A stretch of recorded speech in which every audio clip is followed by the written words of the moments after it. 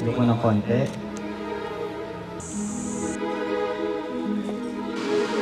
Yan. Kasi dahil lang ng konti kasi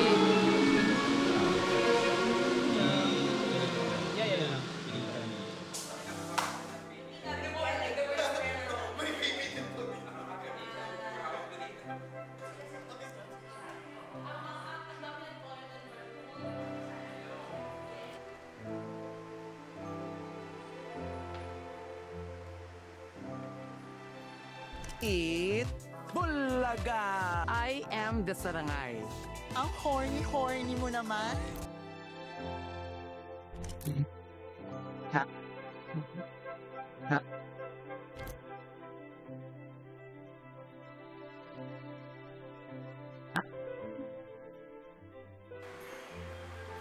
yeah, parang gumagapag dito.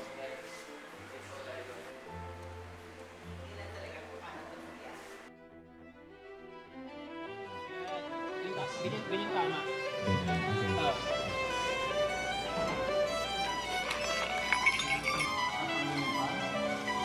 Look.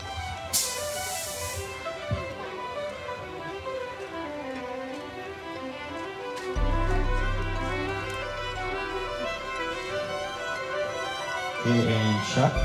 Buka pa yung isang paa.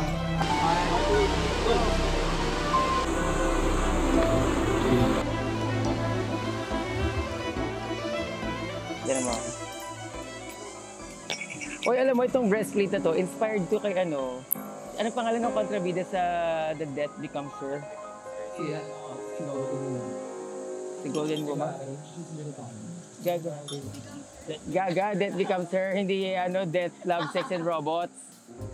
Tapos si din, si Jiggly Caliente din sa Season 2 or Season 3, meron siyang look na inspired by that look, which resembles this amazing jewelry, accessory, from Stone River. Love, love, love, love. This is custom made for me. So I'm very, very proud of this runway look. Bakit ulit nilulog? Ito? Bakit ulit? Yes, nga pala, Sarangay is known to be the protector of jewels. So ang ginagawa niya is, nagko-collection ng mga jewels and yung axe na dala niya is yung ginagamit niyang pampatay dun sa mga nagtatangkang magnakaw ng jewels niya. So nangongolekta rin siya ng skulls. Yan yung mga yun yung kapangyarihan niya. So I would like to say thank you sa gumawa nito. Actually, chop-chop tong look na to eh.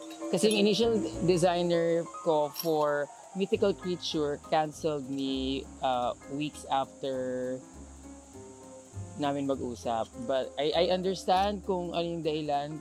Nangyari naman talaga yon.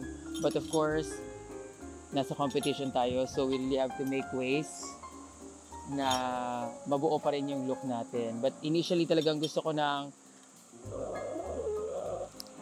half human, half bull. Gusto ko mag-pay homage sa Tamaraw, the symbol of our school, my college, FEU, because I'm a proud Tamaraw. And also, I would like to thank Stone River for this necklace. Explore East of Eden. Itong aking fur pants. Itong aking indigenous cape. Diba? Yung fabric na ginamit dito is made of real indigenous fabric. Also, shout out to Locally for lending me this very, very hard to find fabric.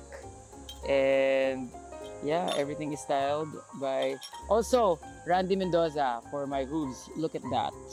And Aris Knight. Si Aris Knight yung nagbigay sa akin ng Giles shoes na pinagkabitan itong hooves na to. So akalain mo yun.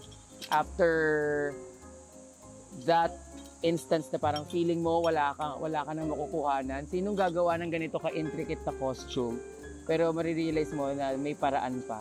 Diba? Napakadaming artist, napakadaming creative dito sa Philippines na willing na magtulong-tulong to put the look together. And I think that's the power of community, di ba? So I'm very happy kasi this is one of the most praised look of Brigading on the Runway. We placed top 3 in this look. Mythical Creature on the Snatch Game episode as well. So Diba? Ang gandang contrast from being funny to being, you know, mythical. Ang symbol or ang animal symbol ng FEU Tamaraw, FEU, Far Eastern University ay ang Tamaraw, which is endemic in Mindoro. And this mythical creature is also from the Visayan and the Mindoro. Okay lang ba yung music na yan? Okay. Okay lang yan.